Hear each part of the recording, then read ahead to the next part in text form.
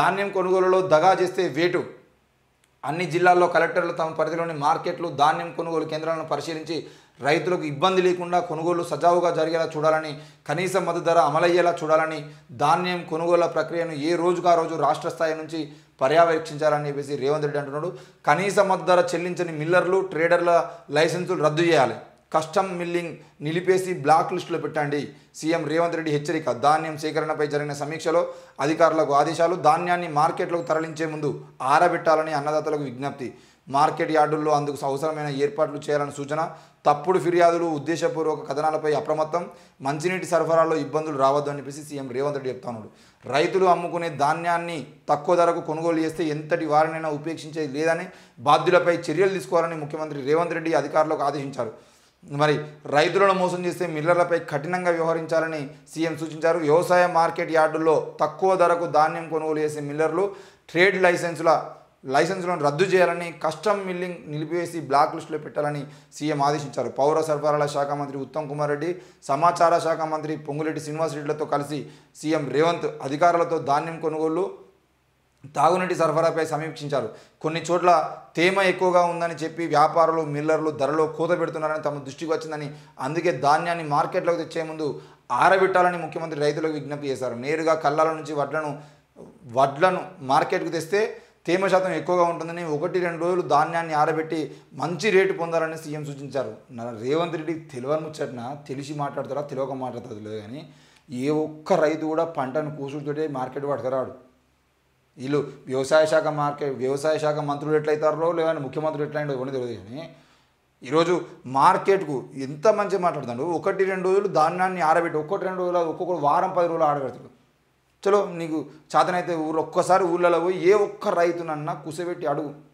లేదంటే మీ ప్రభుత్వం ఉంది కదా, మీ అధికారులందరినీ పంపించండి. ప్రతి రైతు ధాన్యం వరి అయిపోయిన తర్వాత, కోసిన తర్వాత ఆ వడ్లను తీసుకొచ్చి ఒక్కరోజు కాదు, 2 రోజులు కాదు, నువ్వు 2-3 రోజులు అంటున్నావు, వారం 10 రోజులు 15 రోజులు కూడా ఆరబెట్టినటువంటి రైతులు ఎంతోమంది ఉంటారు. ఆ రైతులు వడ్లు కుప్పలేస్తున్నప్పుడే కదా తడిసి ధాన్యం మొత్తం కుప్పలు తడిసిపోతున్నటువంటి పరిస్థితులు మనం ఎన్నోసార్లు చూసినాం. ఎన్నోసార్లు పేపర్లలో కూడా వచ్చేది అదే కదా. వాళ్ళు వడ్లు నూకి వాళ్ళు కుప్పేసిన తర్వాత ఆ కుప్ప గాలికోలి కదంటే భారీ వర్షాలు పడుతున్నాం, ఆ కుప్ప కొట్టుకుపోయిన పరిస్థితి మనం ఎన్నిసార్లు చూడలేదు. ఇక్కడ మీరు అంటున్నట్టు డైరెక్టు రైతులు, మిల్లర్లు చెప్తూ, బ్రోకర్లు చెప్పేటువంటి మాటల్ని సీఎం గారు పట్టించుకోవద్దు. వాళ్ళు ఏమని చెప్తారు, రైతులు నేరుగా పట్టుకొస్తారండి, నేరుగా పట్టుకురావడం వల్ల తేమ శాతం ఎక్కువ ఉంటుంది, తేమ శాతం ఉండడం వల్ల మేము తీసుకున్నా కూడా దానివల్ల ఎక్కువ తరుగు పోతుందని చెప్పేసి వీళ్ళు చెప్తారు. తరుగు లేదు, ఏం లేదు.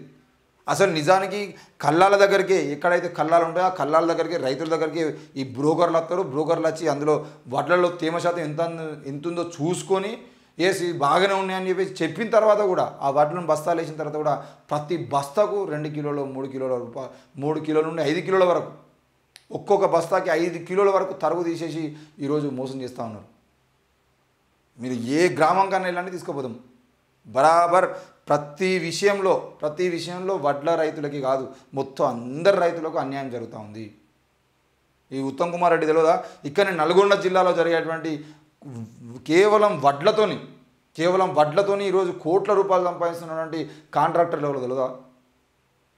మొత్తం రైస్ మిల్లులకు సంబంధించిన విషయంలో ఆ రైస్ మిల్లర్ల అసోసియేషన్ ప్రెసిడెంట్ ఎవరు, ఆయన సంపాదించేది ఎంత, ఆ రైస్ మిల్లులు మొత్తం ఎవరి చేతుల్లో ఉన్నాయి, ఎట్లా నడిపిస్తున్నారు, ఒక్కొక్క పంటకి ఎన్ని కోట్ల రూపాయలు ఆదాయం సంపాదిస్తున్నా అనే విషయం తెలియదా.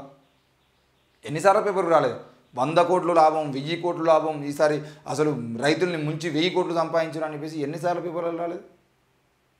ఒక్కసారి 2 సార్లు అయితే పట్టించుకోకపోయినా పర్లేదు. కానీ ఇటు నాగర్ కర్నూలు జిల్లా పోతే నాగర్ కర్నూలు జిల్లాలో సాఫ్ట్వేర్ ఉద్యోగాలు వదిలేసుకొని, లాస్ట్ టైం మంత్రి నిరంజన్ రెడ్డి గారి అండతోని సాఫ్ట్వేర్ ఉద్యోగాలు వదిలేసుకొని హైదరాబాద్ నుండి పోయి రైస్ మిల్లులు పెట్టుకొని ఈరోజు ఇప్పటికీ కూడా బియ్యం దందా చేస్తున్న వాళ్ళు ఎంతోమంది కదా. రాత్రి మొత్తం పౌర సరఫరాల శాఖకు సంబంధించిన బియ్యం వీళ్ళు వడ్లు తీసుకోవాలి, పౌర సరఫరాల శాఖకు అంటే వడ్లను బియ్యంగా మార్చి అమ్మాలి. కానీ ఈ గవర్నమెంట్కి అమ్మేటువంటి బియ్యంలో సగం కూతబెట్టి అది వేయింది, ఇది వేయింది, మొత్తం ఖరాబ్ అయినాయి, ఇవి ఖరాబ్ అయినాయి అని చెప్పేసి వాటిని దాచిపెట్టుకొని వాటన్నిటిని సన్న బియ్యంగా మార్చి ఆ సన్న బియ్యాన్ని రాత్రి తరలిస్తున్నటువంటి పరిస్థితి ఎన్ని రైస్ మిల్లులు చేస్తారు.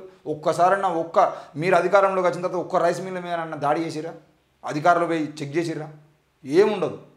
మళ్ళీ రైతులకు సలహాలు ఇస్తా అంటారు. 1-2 రోజులు ఆరబెట్టి తీసుకురావాలండి. ఆరబెట్టకుండా ఎవడు పట్టుకురారండి. అది ముఖ్యమంత్రి స్థాయిలో ఉన్నటువంటి వ్యక్తి కనీసం ఆ సోయి కూడా లేకుండా మాట్లాడితే ఎట్లా? ఈరోజు రైతులు ఎన్ని రోజులు నానబెడుతున్నారు, ఎన్ని రోజులు వాటిని ఎండబెడుతున్నారు. ఎండబెట్టిన క్రమంలో సమయానికి వర్షం అనుకోకుండా వర్షం వచ్చేదంటే వాళ్ళు తడిసి ఎంత ఇబ్బంది పడుతూ ఉన్నారు. మరి తడిసిన వడ్లకు మేము మద్దతు ధర ఇస్తామని చెప్పేసి ఒక్కసారైనా ప్రకటించిరా? ఈరోజు వడ్లకి ఎంత రేటు ఉన్నో తడిసిన వడ్లకు కూడా అంతే రేటు ఉంటాయి. కంపల్సరీ మేము కొంటాము, నష్టపోతే మేము ప్రభుత్వం నష్టపోతే కానీ మీరు రైతులు నష్టపోతారని చెప్పేసి అది కదా మీరు మాట్లాడాల్సింది. రైతుల ప్రభుత్వం ప్రజాపాలన అంటే